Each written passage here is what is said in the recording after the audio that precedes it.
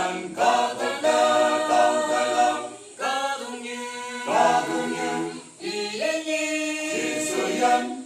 mà xin đi vui trên mang xin phán xin dân nhưng mai cứ lời sẽ ngồi trên đời yên nhiên nằm nhà hay yang nằm cứ lối yên mai bên có thương yêu ở trên ngõ qua sân nhẹ nè ông lòng Giêsu mong phải mà vòng ở trái gần có đúng không phải lòng cùng nhau nè ở trái cần có tất cả không phải lòng có đúng như ý nhi Giêsu dân mà xin đi vui trên mang xin phán xin dân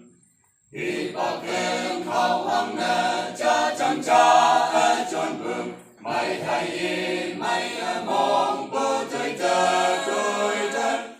nhập bơ như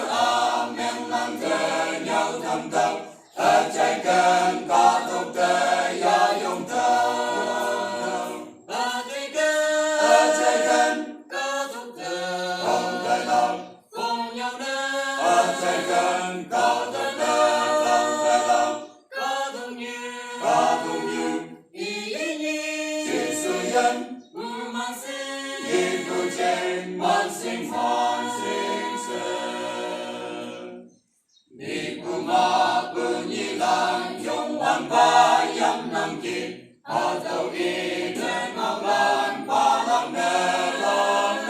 iman vui bay lạc đi ở đâu soi nhang kỳ đi ở đâu